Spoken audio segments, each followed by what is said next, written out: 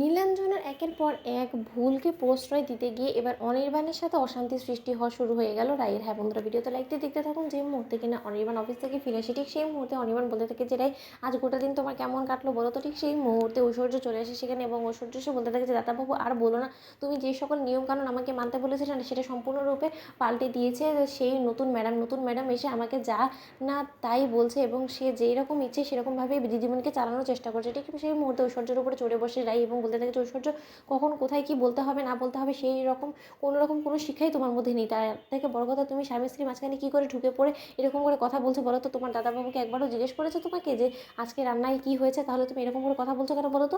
ঠিক সেই মুহূর্তে অনির্বাণ বলতে থাকে যে ঐশ্বর্য আজকে দুপুরে রান্নায় কী হয়েছে। ঠিক সেই মুহূর্তে ঐশ্বর্য বলতে থাকে যে সব তেল মশলা দিয়ে খাবার বানাতে বলেছে দিদিমণির বোন এবং সেই অনুযায়ী আমি বানিয়েছি, নয়তো আমার কে কে রক্ষে দিবে বলো তো। ঠিক সেই মুহূর্তে অনির্বাণ বলতে থাকে যে রাই, তোমাকে মাথা খারাপ হয়ে গেছে, তুমি বুঝতে পারছো না যে ডক্টর তোমাকে বারবার করে সাবধানতা অবলম্বন করতে বলেছে, কারণ তোমার এই প্রেগনেন্সিটা যথেষ্ট মানে কমপ্লিকেটেড, তুমি জানা সত্ত্বেও কী করে নিজের প্রতি এতটা অবহেলা করতে পারো বলো তো। তখন রাই বলতে থাকে যে অনির্বাণ তুমি একটু শান্ত হবে তো, আমার থেকে ভালো তো তুমি আমার সম্পর্কে বুঝবে না তাই না। আর তার থেকে বড় কথা, নীলু যদি আমার ডায়েট প্ল্যানটা একটু চেঞ্জ করেও থাকে আমার মুখের টেস্ট বারটা চেঞ্জ করার জন্য, তাদের কী এমন অপরাধ করে ফেলেছে বলো তো। আর তুমি ঐশ্বর্য কথা শুনে ধেই ধেই করে নাচছো কেন বলো তো।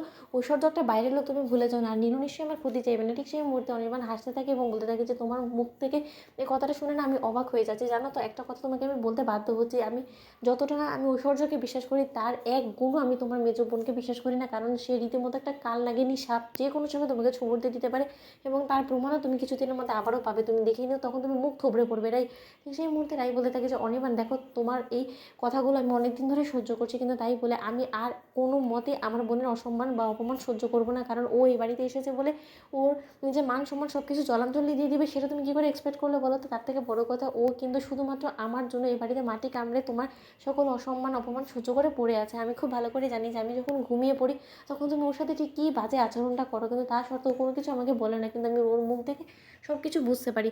শুধুমাত্র ও আমার সন্তানটাকে ভালোভাবে পৃথিবীর আলো দেখাতে চাই বিধায়ী কিন্তু ও চুপ করে সব কিছু সহ্য করে যাচ্ছে, কিন্তু এটা ওর দুর্বলতা নয়। তুমি সেটা যদি ওর দুর্বলতা হিসেবে ধরে নাও তাহলে কিন্তু এটা তোমার জন্যই খারাপ। আমি তোমাকে বলে দিচ্ছি, এরপর যদি আমি কোনোদিনও শুনি যে তুমি ওর উপরে আবারও সন্দেহ করেছো তাহলে আমার থেকে খারাপ কিন্তু কেউ হবে না। ঠিক সেই মুহূর্তে অনেকবার বলতে থাকে যে রাই, তোমার কি মনে হয় বলো তো, আমি কি তোমার জানে শত্রু হয়ে গিয়েছি এখন? তোমার মনে হয় যে আমি তোমার শত্রু নাকি কী মনে হয় তোমার? আমি কিছু বুঝতে পারছি না। যেখানে গিয়ে আমি তোমাকে পরিষ্কারভাবে বলে দিয়েছি যে ডক্টর তোমাকে কমপ্লিটলি বেড রেস্ট থেকে শুরু করে তোমার জন্য একটা আলাদা ডায়েট প্ল্যান করে দিয়েছে, সেই সকল কিছু অমান্য করার কী মানে হয় বলো তো।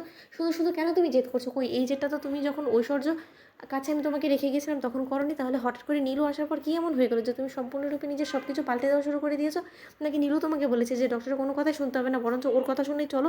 তো বন্ধুরা, লাইক কমেন্ট শেয়ার করে সাবস্ক্রাইব করতে ভুলো না।